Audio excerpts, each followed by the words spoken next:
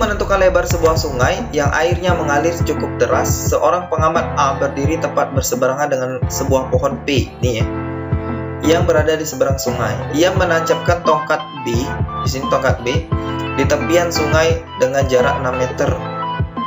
Dari sini ke sini 6 meter. Penempatan tongkat C, tongkat B, dan pohon B dibuat sedemikian sehingga segaris. Tongkat D diletakkan segaris dengan tongkat A dan B. Ini ya, berarti segaris di sini akan kita buat di sini. Jika jarak B di 40 dan C di 30, hitunglah lebar sungai tersebut. Oke, kita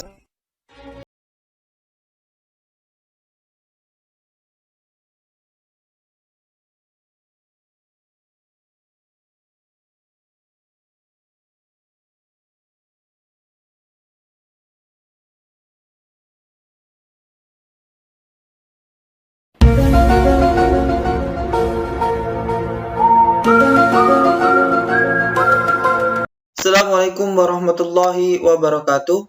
Alhamdulillahirrabbilalamin. Bertemu kembali bersama Ustadz Arif Setiadi, Matematik Teacher of SMP IT Islahul Ummah Prabu Muli. Pada kesempatan kali ini, Ustadz akan membahas materi mengenai kekongruenan dan kesebangunan bagian 4, yaitu penerapan konsep kesebangunan dalam kehidupan sehari-hari.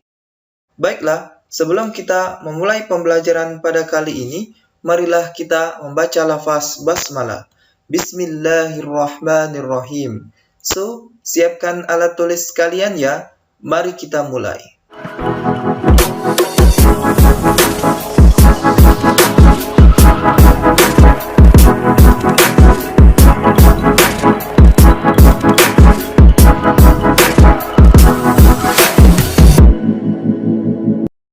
Oke, adapun tujuan pembelajaran pada kali ini, setelah menonton video ini, kalian akan bisa 1. Menerapkan konsep perbandingan dalam kehidupan sehari-hari. 2. Memecahkan masalah pada soal cerita. Lanjut. Konsep kesebangunan. Bahwasanya, pada pertemuan sebelumnya, kita sudah membahas mengenai konsep kesebangunan seperti apa. Tentu saja, konsep kesebangunan masih cukup teringat di memori pikiran kalian masing-masing, tetapi Ustadz akan kembali mengingatkan agar konsep kesebangunan melekat di diri kalian masing-masing. Di mana 2 buah bangun dikatakan sebangun jika 1 sisi yang bersesuaian sebanding dan 2 sudut-sudut yang bersesuaian sama besar. Di mana pada gambar ini, di mana setiap sisi yang bersesuaian pada gambar itu sebanding dan sudut-sudutnya sama besar. Untuk yang di mana panjang 1 berbanding panjang 2 sama dengan lebar 1 berbanding lebar 2 sama dengan tinggi 1 berbanding tinggi 2, alas 1 berbanding alas 2, dan miring 1 berbanding miring 2. Konsep inilah yang akan kita gunakan untuk memecahkan masalah pada soal cerita. Next. Contoh soal. Yang pertama. Sebuah pohon mempunyai bayangan sepanjang 6,9 meter di atas tanah. Dan pada waktu bersamaan, seorang anak yang tingginya 1,4 meter mempunyai panjang bayangan 2,1 meter. Hitunglah tinggi pohon tersebut. Ini pohonnya, dan ini bayangannya. Kemudian ini anak, dan ini bayangannya. Baiklah, kita selesaikan bersama-sama. Untuk memudahkan kita dalam menyelesaikan masalah tersebut, kita buat sebuah tabel. Di mana di sini ada pohon dan anak, kemudian ada bayangan dan tingginya. Yang pertama, untuk pohon memiliki bayangan 6,9 meter.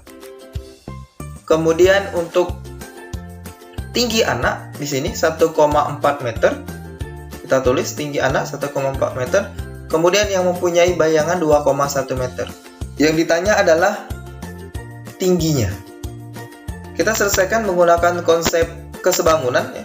Di mana di sini perbandingan yang bersesuaian, artinya bayangan dengan bayangan, tinggi dengan tinggi. Di mana BP atau bayangan pohon berbanding bayangan anak sama dengan TP atau tinggi pohon berbanding tinggi anak. Artinya 6,9 berbanding 2,1 sama dengan X per 1,4. Kita kalikan silang. 2,1X kemudian sama dengan 6,9 dikali 1,4. Kemudian pindah ruas, X sama dengan 6,9 dikali 1,4 bagi 2,1. 6,9 dengan 2,1 bisa kita kecilkan. Kita bagi 3 menjadi 2,3. Kemudian 2,1 kita bagi 3 menjadi 0,7. Kemudian 1,4 bisa kita bagi langsung dengan 0,7 menjadi 2. Kemudian bisa kita kalikan langsung, 2,3 dikali 2 adalah 4,6. Jadi untuk pohon memiliki tinggi 4,6 meter. Cukup mudah ya. Lanjut. Kedua, seorang anak yang tingginya 150 cm berdiri pada jarak 3 meter dari tiang bendera. Jika panjang bayangan anak itu 1,8 meter, tentukan tinggi tiang bendera tersebut. Oke, gambarnya seperti itu ya. Kita selesaikan bersama-sama. Seperti yang tadi, agar memudahkan kita dalam menyelesaikan, kita buat tabel, di mana di sana ada bendera dan anak, ada bayangan dengan tinggi. Untuk bendera 480 cm. Dari mana 480 cm? Kita lihat di sini. Di sini 1,8 meter, sedangkan ini 3 meter. Artinya, untuk bayangannya, karena konsepnya ini kesebangunan dan membentuk sebuah segitiga besar dan segitiga kecil, artinya bayangan bendera itu sampai ke sini letaknya. Karena posisinya kesebangunan segitiga ya untuk gambarnya. Dan 3 meter itu kita jadikan cm menjadi 300 dan 1,8 meter kita jadikan cm jadi 180. 300 ditambah 180 adalah 480 cm. Tinggi anak itu 150 cm ini sini. Kemudian bayangan anak 180 cm, kita ubah menjadi cm dari meter. Yang ditanya adalah tinggi tiang bendera. Kita selesaikan menggunakan konsep kesebangunan, di mana BB bayangan bendera per BA bayangan anak sama dengan tinggi bendera per tinggi anak. Kita masukkan nilainya. 480 per 180 sama dengan X berbanding 150. Sama saja ya, berbanding dan per. Kemudian 180 kali X, 180X sama dengan 480 dikali 150. Pindah ruas, X sama dengan 480 dikali 150 per 180. Sama-sama kita bagi dengan 60. Jadi 8. 180 dibagi 60 menjadi 3. 150 dibagi 3 adalah 50. Maka X sama dengan 8 dikali 50 adalah 400 cm. Jadi tinggi tiang bendera tersebut adalah 400 cm, yaitu 4 meter dibagi 100 ya. Yang ketiga, gambar di bawah adalah sebuah foto yang ditempel di kertas karton berukuran 40 x 60, di mana terdapat sisa kiri, kanan, dan atas, yaitu 5 cm. Jika foto dan karton sebangun, tentukan lebar foto, kemudian perbandingan luas foto dan karton. Oke, kita buat juga agar memudahkan. Ini Ustadz buat tabel untuk memudahkan, tidak harus ya. Di sini ada panjang dan lebar, ada karton dan foto, di mana panjang karton itu 40 dan lebarnya adalah 60 cm. Kemudian untuk fotonya, karena dia di sini 55 ya, di sini 5, di sini 5, maka untuk panjang foto itu kita kurangkan dengan sisi ini lalu sisi ini. Jadi kita kurangkan dengan 10 ya, 5 tambah 5. Panjang foto itu sama dengan 40. kita kurangkan dengan 5 ditambah 5, artinya 30. Untuk panjang foto itu 30 cm. Tentukan lebarnya. Ini X yang ditanya. Maka kita menggunakan seperti tadi ya, yaitu yang A, panjang karton per panjang foto sama dengan lebar karton per lebar foto. Kita masukkan nilainya, 40 per 30 sama dengan 60 per X. Boleh langsung kita coret nolnya ya, biar mudah. Maka 4 kali X, 4X, kemudian 3 dikali 60. 4-nya kita pindahkan, 3 kali 60 per 4. Coret, 60 dibagi 4 adalah 15. 3 dikali 15 adalah 45 cm. Jadi untuk lebar fotonya 45 cm. Kemudian perbandingan luas foto dan karton. Artinya 45 cm ya.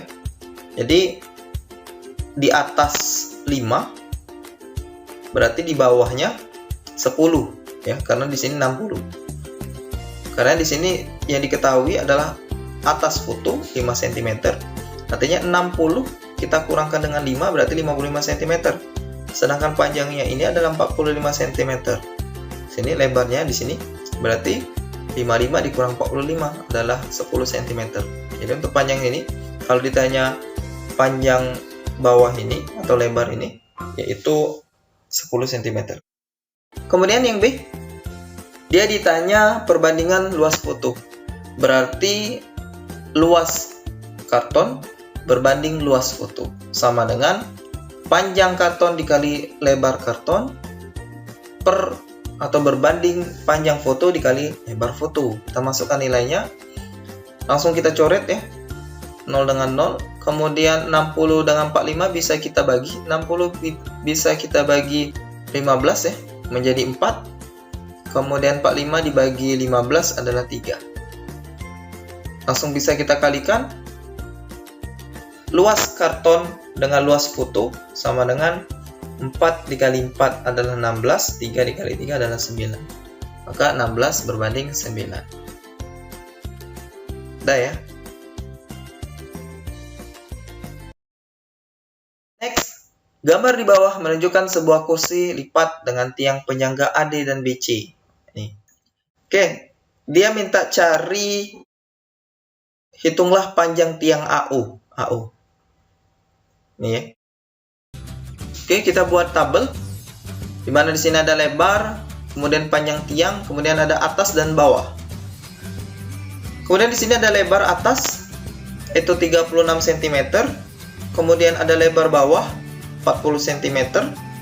Kemudian di sini yang ditanya itu panjang tiang ya. Panjang tiang AO. Nih. AO yang ditanya. Kemudian panjang tiang penyangga AD dari A ke D ada 54 cm. Jadi yang untuk yang atas itu X, ini yang dipertanyakan. Kemudian yang bawah ini yang kita ambil DO. Karena di sini bentuknya segitiga sama kaki ya. Jadi sebangun antara segitiga atas dengan segitiga yang bawah. Artinya di sini untuk DO dia tidak diketahui, yang diketahui adalah DA. Karena perbandingan harus yang bersesuaian. Jadi untuk perbandingannya AO dengan DO untuk sisi yang bersesuaian. Artinya untuk 54 di sini adalah DA, yang kita perlukan adalah DO. Maka DO adalah 54 dikurang AO atau X. AO tadi kita anggap X ya. Oke, baru kita masukkan lebar atas dengan lebar bawah. Kemudian panjang atas per panjang bawah. Lebar atasnya 36 per 40. Kemudian X per 54 dikurang X. Ini bisa kita kecilkan ya. Sama-sama dibagi 4 menjadi 9. 40 bagi 4 adalah 10. Kemudian baru kita kalikan 10X. Lanjut ini. Biar mudah kita tulis dulu. 9 dikali 54 dikurang X. Langsung kita kalikan, 10X sama dengan 9 dikali 54 adalah 486 dikurang 9 kali X, 9X. Pindah ruas, 10X ditambah 9X sama dengan 486. 10 tambah 9 adalah 19X sama dengan 486. X sama dengan 486 dibagi 19, X sama dengan 25,6 cm. Jadi untuk panjang AU itu 25,6 cm. Lanjut. Untuk menentukan lebar sebuah sungai yang airnya mengalir cukup deras, seorang pengamat A berdiri tepat berseberangan dengan sebuah pohon P, nih ya, yang berada di seberang sungai. Ia menancapkan tongkat B, di sini tongkat B, di tepian sungai dengan jarak 6 meter. Dari sini ke sini 6 meter. Penempatan tongkat C, tongkat B, dan pohon P dibuat sedemikian sehingga segaris. Tongkat D diletakkan segaris dengan tongkat A dan B. Ini ya, berarti segaris di sini akan kita buat di sini.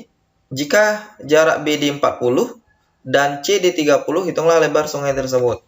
Oke, kita selesaikan. Kita buat ilustrasinya seperti ini. Di mana di sini pohon, di sini anak tersebut atau pengamat tersebut, di sini tongkatnya. Kemudian katanya tadi tongkat D diletakkan segaris dengan tongkat A dan B. Segaris dengan A dan B. Jadi kita letakkan di sini. Kemudian C-nya kita letakkan di sini. CD di sini 30. Kemudian AB-nya 6 meter ya. Tepian sungai dengan jarak 6 meter dari AB. Oke. Langsung bisa kita menggunakan konsep kesebangunan. Dimana di sini AP ini itu berbanding dengan CD. Kemudian ada AB, kita banding dengan BD. Ya. Jadi sisinya yang bersesuaian. Kemudian kita letakkan atau kita masukkan nilainya. AP berbanding 30 sama dengan 600 per 40. Karena di sini meter, kita ubah jadi cm jadi 600. Maka 40 AP, kemudian 30 dikali 600 ya. Kemudian AP sama dengan 30 dikali 600 per 40. 600 dengan 40 bisa kita bagi menjadi 15. Kemudian 30 dikali 15 adalah 450 cm. Karena dia meter awalnya, maka kita ubah menjadi meter. Jadi lebar sungai tersebut adalah 450 cm atau 4,5 meter. Dibagi dengan 100 ya. Oke, cukup mudah ya. Asalkan untuk soal cerita atau permasalahan ini, konsep ini, itu kita telaah dan kita analisis per kalimat. Thanks for watching. Kita tutup dengan lafaz hamdalah. Alhamdulillahirrabbilalamin. Semoga bermanfaat. Jangan lupa like, share, and subscribe. Sampai ketemu di pembahasan selanjutnya. Assalamualaikum warahmatullahi wabarakatuh.